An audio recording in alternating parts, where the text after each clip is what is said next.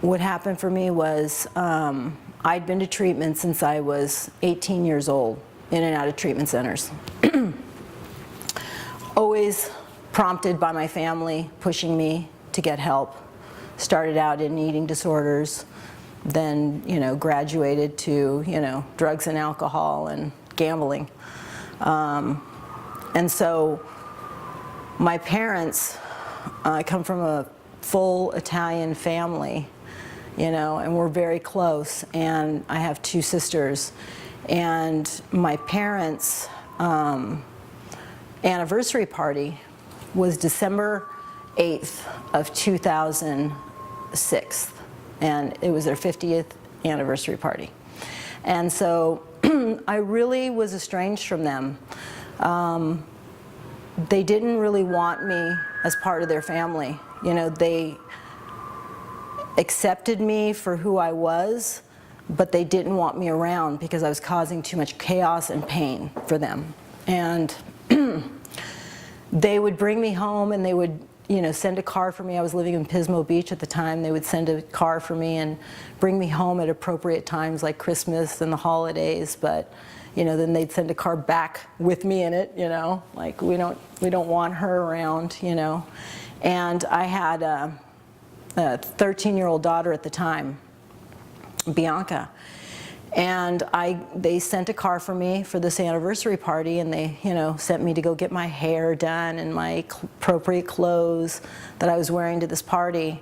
And I was getting dressed with my daughter, who was now 13, and actually she was 16, I take that back. She was 16 years old at the time, so she'd been taken away when she was 13, and so now she's 16 years old, and we're getting ready in my mom's bedroom, and I look at her and I start to cry.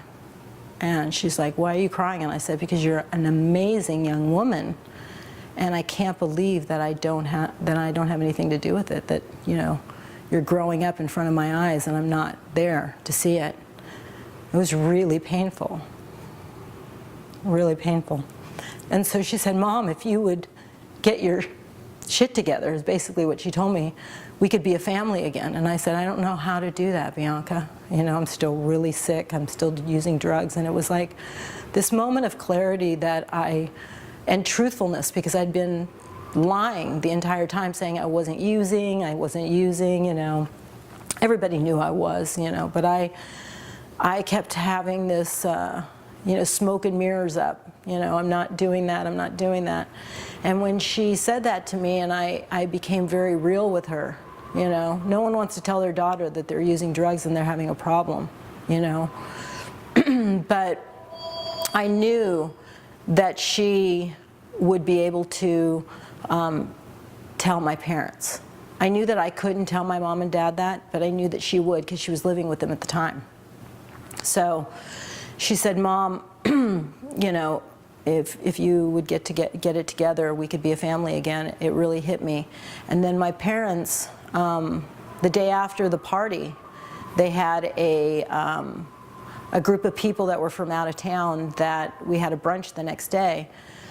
And these people were coming up to me and they were saying, "Concetta, aren't you excited that you're going to Hawaii for Christmas?" And I was like, "What?" My eyes started to water because I hadn't heard anything about it. And so my mom said, we were going to tell you that we're all going to Christmas for the holiday and you're not invited. However, if you would like to go to treatment one more time, we'll pay for it. And that can be your Christmas present. So pick wisely, because this is going to be it."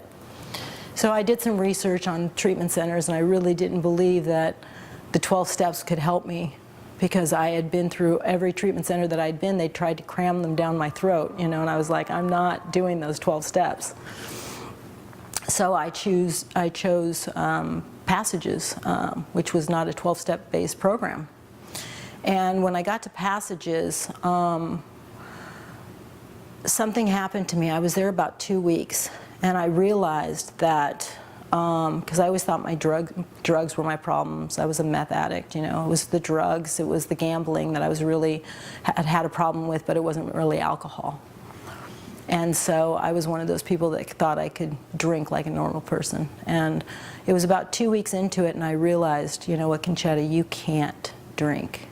It just hit me. Like, no one was trying to convince me of anything when I was there. I mean, I was sitting in groups and I was sitting in, you know, process groups and individual groups, and I just came to the conclusion that alcohol was a big part of the problem of why I couldn't stay sober. So I started to see myself shift. And, you know, I was one of these people that had a lot of wreckage. I had a lot of wreckage. I